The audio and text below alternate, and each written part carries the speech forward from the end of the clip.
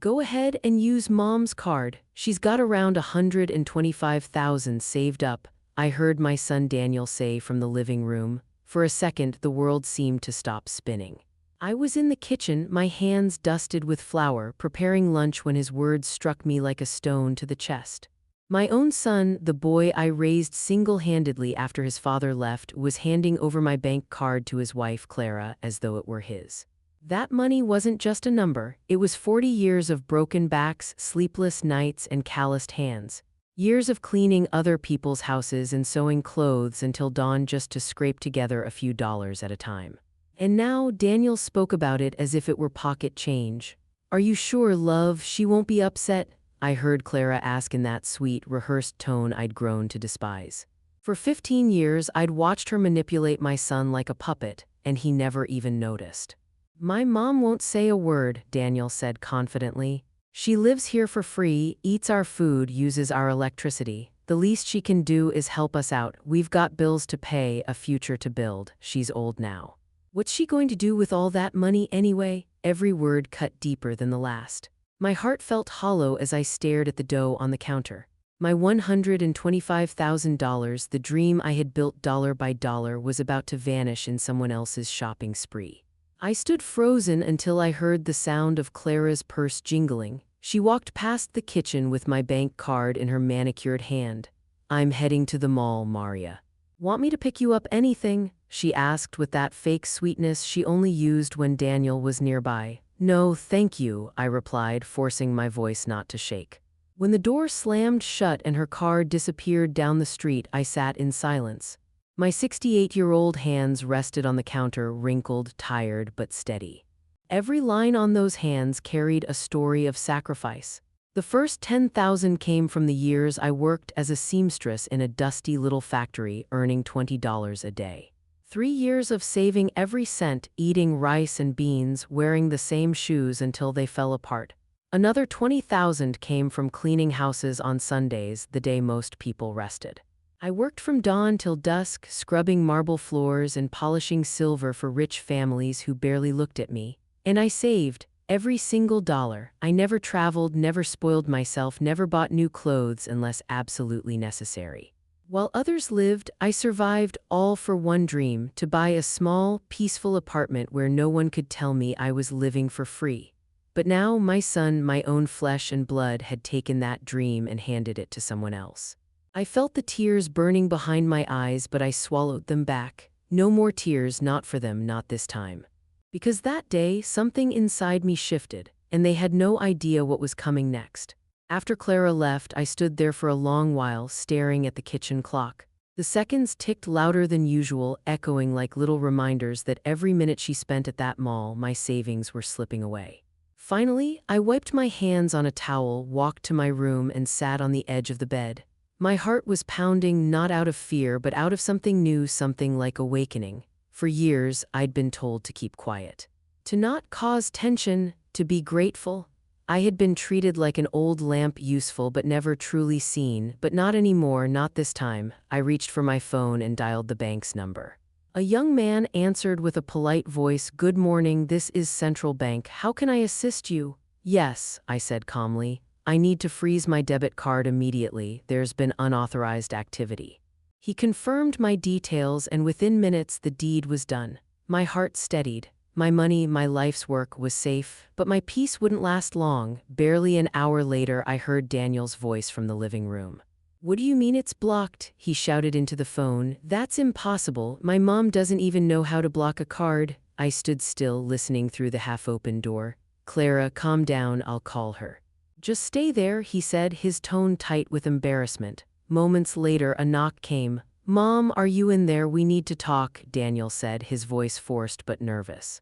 I opened the door slowly, trying to look as calm as possible. "What's wrong?" "Clara's at the mall, Mom. She says your card's not working. Did you block it?" "Yes," I said plainly.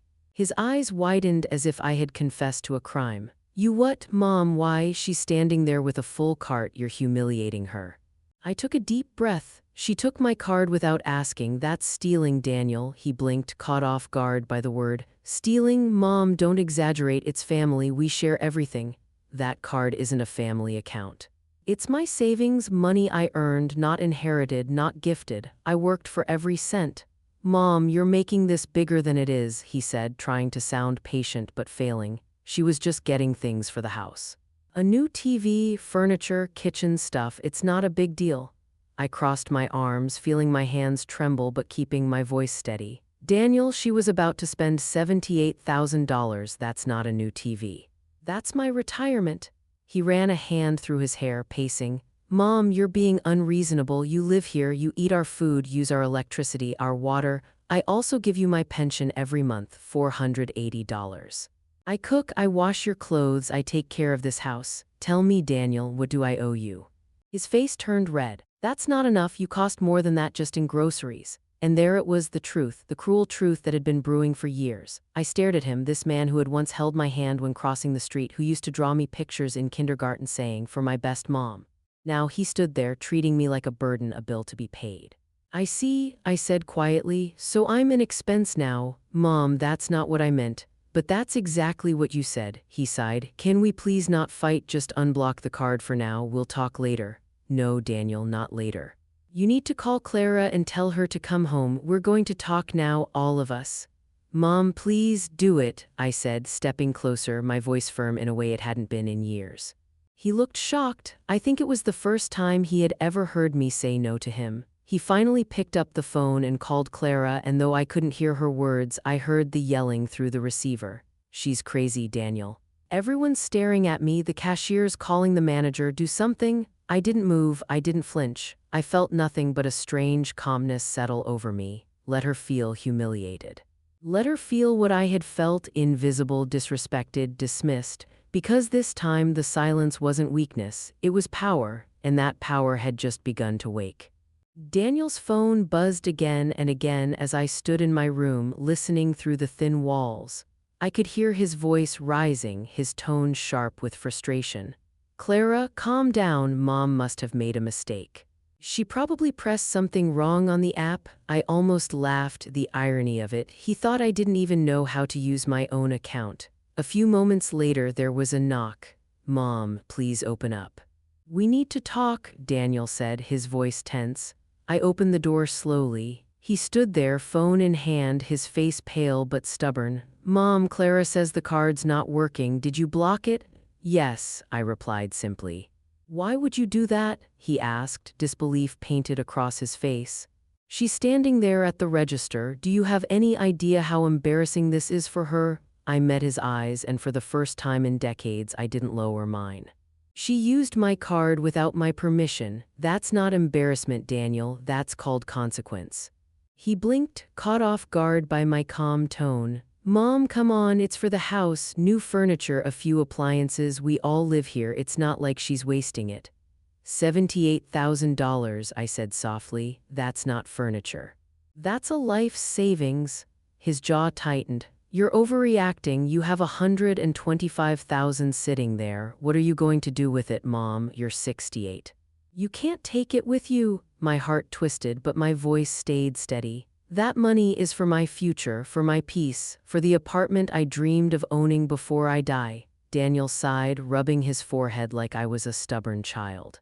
Mom, please, don't start with this again. You already live here for free. We feed you, we pay the bills. The least you can do is contribute when we need help. That word, free, burned like acid. I give you $480 from my pension every month. I cook, I clean, I do your laundry, I keep this house running. Isn't that contribution enough? I said, my hands trembling. He shook his head. Mom, that doesn't even cover your food. You don't understand how expensive things are now. Something inside me broke. You think I don't understand expensive? Daniel, I raised you on $50 a week. I wore the same shoes for 10 years so you could go to school in new ones. I worked while I was sick, while I was grieving, while I was tired beyond words. Don't talk to me about expensive. Daniel went silent. For a second, I saw something flicker behind his eyes, guilt maybe, but before he could speak, I heard the door slam. Clara's heels clicked against the hardwood floor like gunshots. Where is she? She shouted. "Where is your mother?" I stayed still as she stormed toward us, her face red, her voice sharp. "You embarrassed me in front of everyone, Maria." "Everyone? Do you know what it's like to have your card declined in front of 20 people?" I lifted my head and looked her straight in the eye. "That wasn't your card, Clara, it was mine." She crossed her arms. "You live here, don't you?" "This is a family, families share." "I am not your family," I said firmly. "I am Daniel's mother, not your personal bank." "Mom, please," Daniel tried to interrupt, but I didn't let him. "I have lived under this roof for 20 years, Clara. I've cleaned every corner of this house, cooked every meal, and swallowed every insult. I gave my son everything, even the apartment I once owned. I sold it and handed him $50,000 so he could start his married life. And I never asked for it back." Daniel's head dropped. Clara's expression softened for half a second, then hardened again. "That was your choice," she said coldly. "You wanted to help, no one forced you." I took a deep breath. "You're right, it was my choice then, but this is my choice now. I'm leaving." The silence was deafening. Daniel looked up, stunned. "What do you mean you're leaving?" "I mean I'm done. I'll find a place of my own. Somewhere I can breathe without feeling like an expense." Clara rolled her eyes. "And where will you go, Maria? You're an old woman with no one else. Who's going to take care of you? You'll be alone, miserable, eating soup in a dark apartment." I smiled, a sad, tired smile. "I'd rather eat soup alone in peace than feast with people who make me feel unwanted." Daniel's voice softened. "Mom, you can't live by yourself. What if something happens to you?" "What's already happening to me is worse," I said. "I'm losing myself a little more each day here." They both fell silent. The only sound was the ticking clock, slow, heavy, like time itself was watching. "I'm leaving tomorrow," I said. "You don't have to worry about my expenses anymore." Then I turned and walked toward my room, closing the door behind me. For the first time in 2 decades, I felt my heart beat steady, not out of fear, but out of freedom. Because sometimes walking away isn't running. It's finally standing still. That night, the house was too quiet. Even the ticking of the clock felt loud enough to echo off the walls. I sat on the edge of my bed, staring at the note I'd written and rewritten a dozen times. My hand trembled slightly as I picked up my phone. There was only one person I could call: Rosa. Rosa had been my best friend for over 40 years. We'd met at the textile factory when we were both in our 20s, stitching clothes side by side while dreaming of better days. We'd survived layoffs, bad relationships, and more cups of cheap coffee than I could count. But most importantly, Rosa had always been the one person who truly saw me. When she answered the phone, her voice was soft but alert. "Maria, what's wrong?" And that was all it took. The tears I had been holding in all day came pouring out. Between sobs, I told her everything: Daniel, Clara, the card, the insults, the years of feeling like a ghost in my own home. Rosa didn't interrupt once, she just listened. When I finished, she sighed deeply. "Maria, pack your things. Tomorrow morning you're coming to stay with me," she said, her voice firm but full of care. "Rosa, I can't do that." "You don't have space. I can't burden you." "Don't start with that," she said quickly. "I have a sofa bed and it's plenty comfortable. You've carried everyone else for years. Let someone carry you for once." Her words broke something inside me, not in pain but in release. That night, I barely slept. I looked around my small room, the same one where I'd spent years folding laundry and pretending everything was fine. I realized I had nothing worth staying for. At sunrise, I got up quietly, prepared breakfast like I always did: eggs, toast, coffee. I left it on the table without a note. Then I went to my room and started packing. 2 suitcases, that was my whole life. A few clothes, old photographs, my sewing kit, my documents, and a small box with my mother's ring inside, the only thing of hers I had left. By the time Daniel and Clara woke up, I was gone. I took one last look at the house as I stepped out. The walls that once felt warm now looked cold and empty. I placed the keys on the dining table along with my note. It read, Daniel, I'm leaving. I can't live where I'm treated like a bill instead of a person. Don't worry about me. I'll be fine. When I find my new place, I'll let you know. Take care, Mom. When the taxi arrived, I loaded my 2 suitcases and looked out the window as we drove away. I didn't cry. I thought I would, but I didn't. It felt like exhaling after holding my breath for 20 years. Rosa was waiting for me outside her apartment building when I arrived. She didn't say anything at first, she just hugged me tight. "You're home now," she whispered. Her apartment was small, just 1 bedroom, a cozy living room, and a kitchen that smelled faintly of cinnamon. But it felt alive, peaceful, human. "You'll sleep here," she said, unfolding the sofa bed. "And don't argue, I mean it." "Rosa, I don't know how to thank you," I said, tears welling again. "You already have," she smiled. "By finally choosing yourself." That day, I felt something I hadn't felt in years: rest. I didn't jump at every sound, I didn't walk on eggshells, I didn't worry about who might judge my silence. That evening, Daniel called 10 times, then 15. I let the phone ring. Finally, a voicemail came through. His voice sounded tense, almost panicked. "Mom, where are you? I read your note. Please call me." I didn't mean what I said. "I'm worried about you." I looked at Rosa, who was watching me from the kitchen.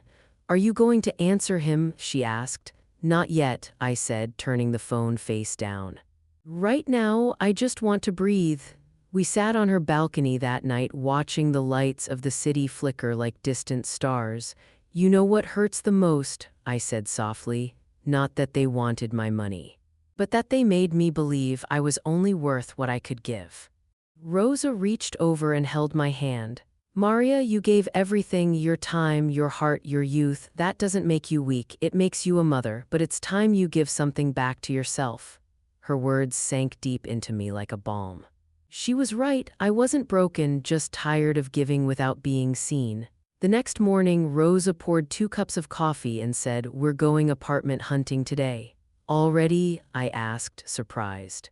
"You said you wanted your own place. Let's go find it," she replied with a grin. We spent the whole day visiting apartments, one too dark, another too noisy, one that smelled like mold. But then we saw it. A bright, clean little space on the 2nd floor overlooking a park. The walls were white, sunlight spilled across the wooden floor, and a soft breeze drifted through the window. When I stepped inside, I felt something: peace. "How much?" I asked the owner. "53,000, he said. "Includes a small storage unit." I smiled. "I'll take it." And just like that, I knew this was where my next chapter would begin. Because sometimes freedom doesn't roar, sometimes it whispers, "Welcome home." The next few days passed in a blur of quiet excitement. For the first time in years, my mornings began with a smile instead of a sigh.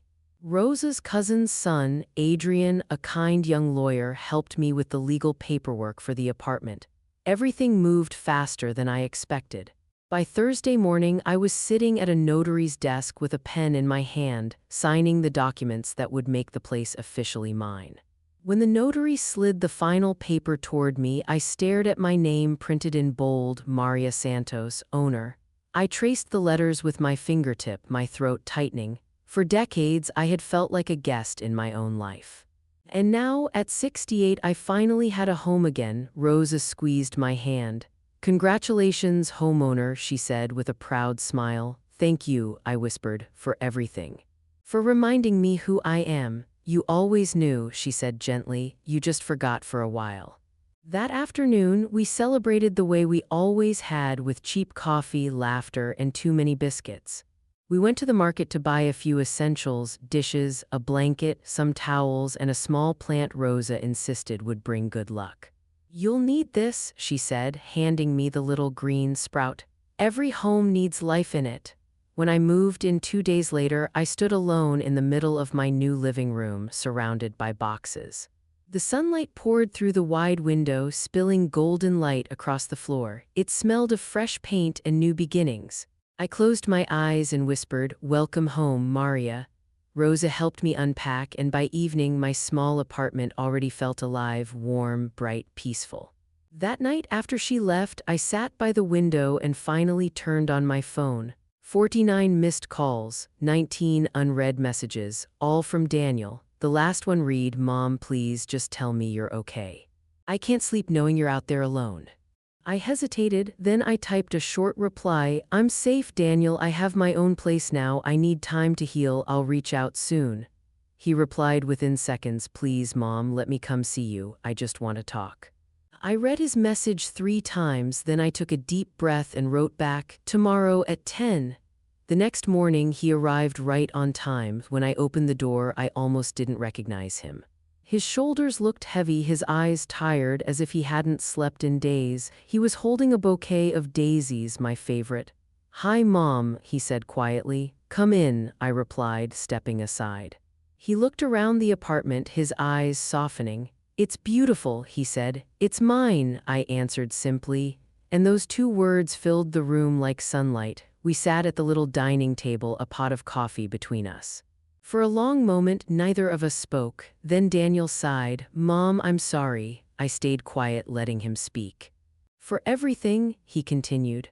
"For what I said, for what Clara did, for how I let her treat you. I was blind, Mom. I thought I was being a good husband, but I forgot to be a good son." Tears filled his eyes, and for once he didn't hide them.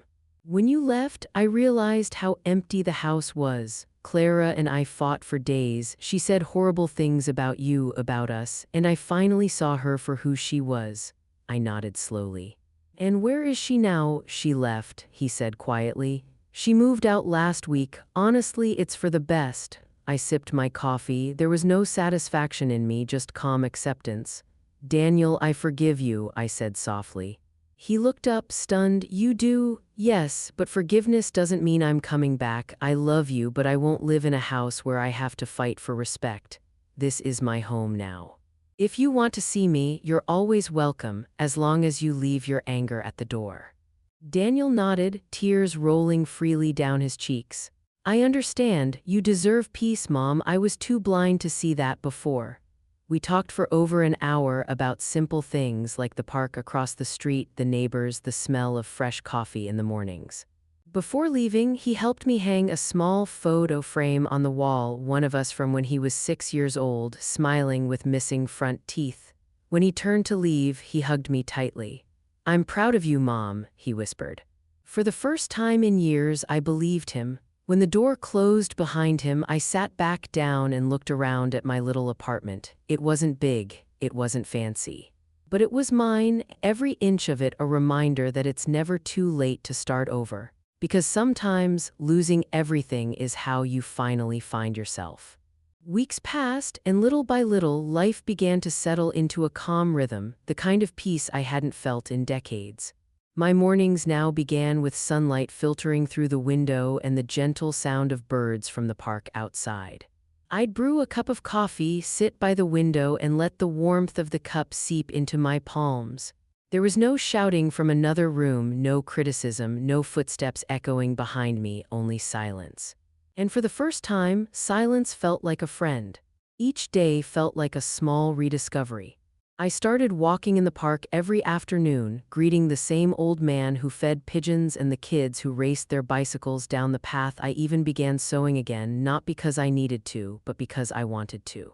Rosa helped me sell a few embroidered tablecloths at the weekend market, and when someone complimented my work, I felt a spark of pride I thought I'd lost long ago. Rosa visited often, bringing her loud laughter and her endless stories. We'd sit on the couch, sipping tea, talking about our younger days and all the silly things we once worried about. "Can you believe it, Maria?" she'd say. "We thought life was over at 50, and we'd laugh until our cheeks hurt." Daniel started visiting every Sunday morning. He never came empty-handed, sometimes with groceries, sometimes with flowers, sometimes just with time. He listened more now. He didn't talk over me, didn't explain away his mistakes. He just sat beside me, helping me hang curtains, fix small things around the apartment, or simply sharing quiet coffee in the sunlight. One Sunday, as we sat on the balcony, he said softly, "I miss you, Mom. I miss how it used to be just us two when I was a kid." I smiled gently. "It's never too late to start over, Daniel." We can build new memories, he nodded, eyes glistening. You know, I used to think strength meant not needing anyone. But now I see your kind of strength is different. It's the kind that survives heartbreak and still forgives. That day, I realized my son had finally grown up, not in age, but in heart. A month later, Daniel told me Clara had officially filed for divorce. He didn't seem angry, only relieved. It's strange, he said, but I finally feel free. I looked at him, smiling softly. Freedom has a cost, Daniel. But it's always worth paying. As time passed, my little apartment bloomed into a home. I filled it with plants, colorful cushions, and framed photos of moments that mattered, not perfect ones, but real ones. I learned to love the quiet nights, the scent of fresh laundry, and the way the moonlight touched the curtains. One evening, as I sat by the window with a cup of tea, Daniel called. "Mom, are you free this weekend?" he asked. "Why?" I asked, smiling already. "I want to take you somewhere, you'll see." Saturday morning, he picked me up. We drove past the city until the buildings faded behind us. After half an hour, the road opened to a wide, shimmering lake, the same one he used to beg me to take him to when he was a little boy. "Do you remember this place?" he asked as he spread out a blanket under a big tree. "How could I forget?" I said. "You used to throw bread to the ducks and end up eating half of it yourself." He laughed, that same boyish laugh that once filled our old home. Then he pulled out a small picnic basket. Inside were sandwiches and a little chocolate cake. "You made all this?" I asked. He nodded proudly. "I did. I wanted to do something for you for a change." We sat by the lake for hours, talking about everything and nothing: his work, Rose's stubborn cat, my new curtains, the people from the market. At one point, Daniel went quiet. "Mom," he said, "I can never undo what I did. But I can promise you this: I'll never let you feel unwanted again." I placed my hand over his. "Daniel, I don't need promises," I said softly, "just honesty. Just love." As the sun dipped lower, the water turned gold, rippling with light.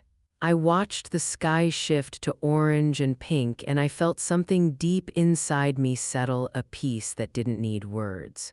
That evening, when I returned home, I stood in front of my door for a long moment.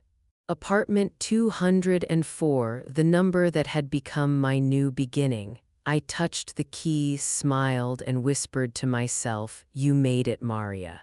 You really made it." I opened the door to my little homes, the place that had seen me cry, laugh, rebuild, and heal. And as I stepped inside, I realized something. Peace isn't found in the absence of pain, but in the courage to start again after it. Because in the end, life doesn't always give second chances, but when it does, it's up to us to take them.